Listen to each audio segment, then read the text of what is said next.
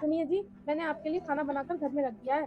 जब आप पढ़ाई से फ्री हो जाओ तब आप ध्यान से खाना खा लेना। सावित्री, खाना तो मैं खा लूंगा, लेकिन आज ना मुझे तुमसे कुछ जरूरी बात करनी है। तुम बैठो यहाँ पर। जी बताइए, क्या बात करनी है?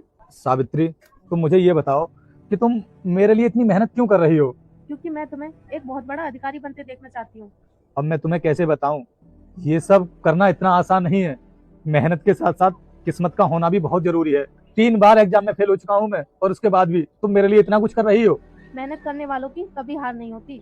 और जो लोग मेहनत करते हैं ना, किस्मत भी उन्हीं का साथ देती है। बस तुम मेहनत करते रहो, तुम्हें मेहनत का फल एक दिन जरूर मिलेगा। ये सब ना कहने की बातें होती हैं, हकीकत में ऐसा कुछ भी नहीं होता है। बहुत मेहनत करके देख ली मैंने, और उसके बाद भी मुझे सफलता नहीं मिली है। तुम भी देख रही हो। सावित्री, मैं ना एक काम करता हूँ, मैं भी तुम्हारे साथ मजदूरी करने चलता हूँ। अरे कम से कम हम 2 वक्त की रोटी तो आराम से खा सकते हैं।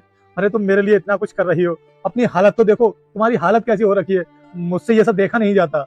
देखो, जब तुम सफल हो जाओगे ना, तब हमारे घर के सारे हालात सुधर जाएंगे। और रही बात मजदूरी करने की, तो तुम इतने पढ़े लिखे होने के बाद भी अगर मजदूरी करोगे तो मुझे बिल्कुल भी अच्छा नहीं लगेगा। अरे मुझे भी तो अच्छा नहीं लगता है। लोग जब आकर के मुझसे तरह तरह की बातें करते हैं कि खुद तो घर में बैठ करके खाता है और घरवाली को मजदूरी करने के लिए बाहर भेज देता है। लोगों का काम है कहना, तुम लोगों की बातों पर ध्यान क्यों दे रहे हो? और जिस दिन तुम सफल हो जाओगे ना, तो जो लोग आज तुम्हें ताने देते हैं, फिर वही लोग तुम्हारे लिए तालियां बजाएंगे। और अगर पढ़ाई करने के बाद भी मैं नौकरी नहीं ले पाया, उसके बाद भी तो मुझे मजदूरी करनी पड़ेगी। तुम सही से मेहनत करो, और मुझे पूरी उम्मीद है इस बार तुम्हारा सिलेक्शन हो ही जाएगा। क्योंकि भगवान भी सब देख रहे हैं, वो इस तरीके से मेरी मेहनत को बेकार तो नहीं जाने देंगे। तुम अपनी पढ़ाई पर ध्यान दो, अब मैं मजदूरी करने के लिए जा रही हूँ। ठीक है।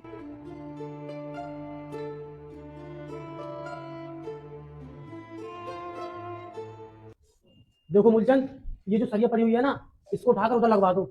और ये तार है ना, इन्हें भी उधर लगवा दो, क्योंकि यहाँ पर और भी माल उतरेगा, और भी सरिया पड़ेगी यहाँ पर। ठीक है साहब, हम अभी लगा देंगे। ठीक है, जी। मैं जाकर और काम देखता हूँ। जी।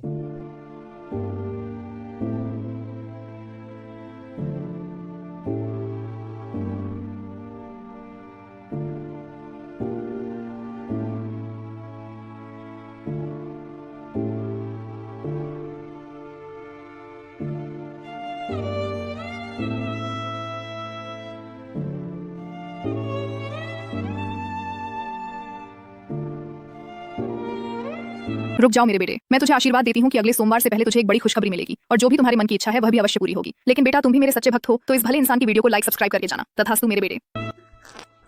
हाँ भाई, क्या कर रही है यहाँ पर बैठकर? वो साहब, खाना खा रही थी। बहुत जल्दी भूख लग गई तुझे? कितनी ठेली भर दी सुबह से? साहब, मैंने सुबह से 10 ठेलियां भर दी। अरे 10 ठेलियां ज्यादा नहीं होती हैं। एक काम कर, ये खाना बाद में खा लेना। ठेली आगे, पहले ठेली भर दे जाकर। साहब, आप 10 मिनट रुक जाइए ना, बस 10 मिनट में मैं खाना खाकर ठेली भर दूंगी। मैंने तो